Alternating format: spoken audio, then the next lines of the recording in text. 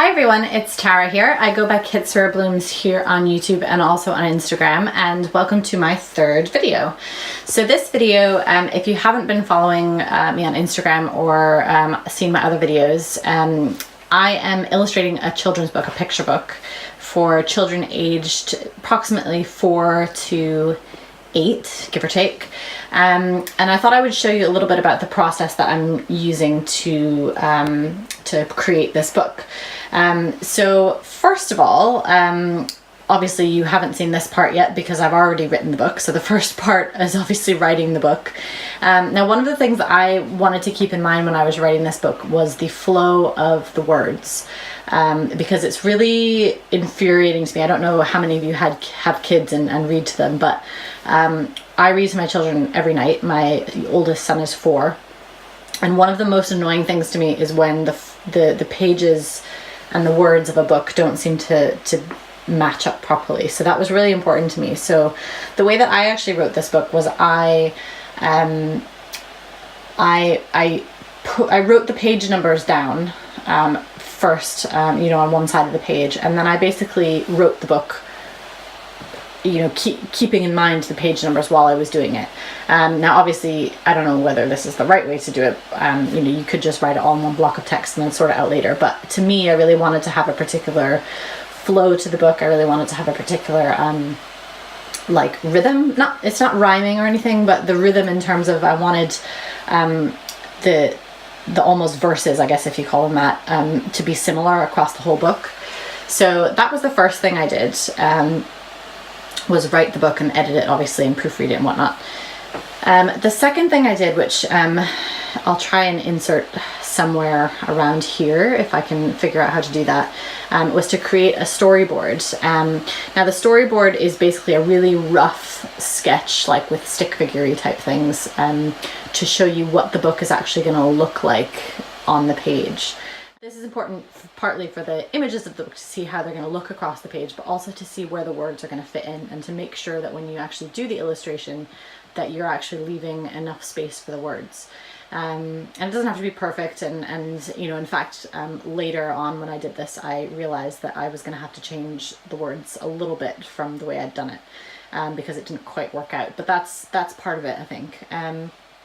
So after I do the storyboard, and I did that with the whole book, I'm not going to show you the whole thing, just the one I'm working on, because I don't want to show the whole book before it's done. But the next part was sketching it. So this is just regular computer paper. It's nothing special, and I just sketched it out with a red colored pencil. I usually use pink, but I actually ran out of pink lead for my pencil, so I switched to red. And I sketched it out. This scene is one where if you haven't already been able to tell, Henry the Hedgehog, that's his name, is dreaming, and he's dreaming about dancing, because he loves to dance. And I won't tell you more about the story because I don't want to ruin it, but this page is sort of, I wanted it to feel really fun in terms of the dreams. I wanted the dreams to be really fun. And kind of whimsical. So he's wearing a little tutu, and he's kind of on a stage almost in part of it. And initially I drew these little hedgehoggy creatures down below watching him, but I'm not quite sure if I'm going to keep those in or not. I haven't decided yet. So I sketched it out first in red pencil, and then I went over it in just regular mechanical pencil, and then finessing it kind of as I went along. And then after that, I'm starting it now to do the fine liner. And I do the fine liner because this is the point at which after the fine liner, I would trace it with a light board onto watercolor paper, and I need it to be dark enough to actually do that. This, I suppose you could also at this point scan this and use it and do it digitally somehow. I'm not really sure. At the moment I work in traditional watercolors, but I am getting an iPad. Yay, I'm so excited. And I'm gonna sort of experiment and see whether that's a more, I guess, efficient way of doing it. But I really like the look of watercolors, so we'll see. But I think I might stick with watercolors for this one because I like that texture. And then, yeah, as I, you know, draw over it, I'm finessing it again. I'm making the lines smooth instead of sketchy, just because that's the style that I wanted for this book. And making sure everything is laid out perfectly the way I want it to. The next thing I did, which you'll see in just a second here, is I typed out the words that are going on that particular page only, and then I laid them out. I set the zoom so that it was roughly 1:1, and laid them out as I would want to see them on the page, just to see how they would fit, to see how they look on the page. And then I print them out and cut them out and actually paste them onto the page and paste them over the page. So that way I can really see, you know, when everything is put together, how the page is going to look when the whole thing is done.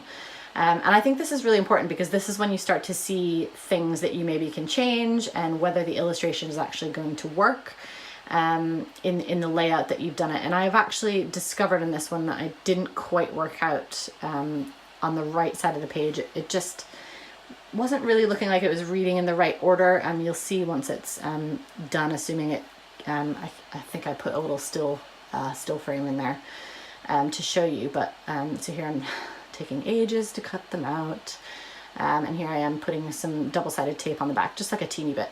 And this was the part right here that I'm doing now that didn't really, I think I have to figure out how that's going to work. I think I was trying to make it look, you know, having the words like dance across the page, you know, to be like the dancing hedgehog, but I'm not really sure that works, because it almost looks like you have to read the middle bit before the other bit. It almost looks like it reads out of order just because of the way it's laid out. So I'm gonna have to change that a little bit.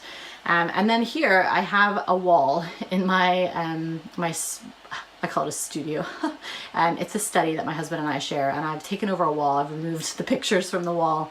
And now I'm just laying out the whole book. So these are all pictures, spreads, sorry, that I've done already. I'm just putting them in order now because I had them in the wrong order for some reason.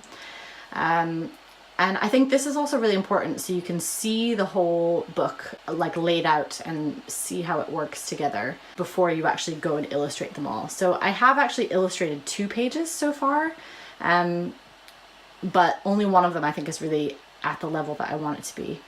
So that's it at the moment. I'm going to do then another video with the actual watercolor bit, just because it was getting a bit long and I don't want to bore you all. So look out for that one sometime in December. I'll do one of the illustrations and I'll sort of finish it, if you will. But if you like what you see, please do subscribe and hit the alert button, because I'm not posting very frequently, so you'll probably miss it if you don't subscribe. And yeah, if you have any tips or anything, if you yourself are a children's book illustrator or writer, please do let me know if there's anything that I could be doing better, or if you have any tips or anything, that would be really, really helpful. And if there's anything else, any questions or anything that you have, please do let me know. And I hope you guys have a brilliant day, and I'll see you in the next video. Thanks, bye!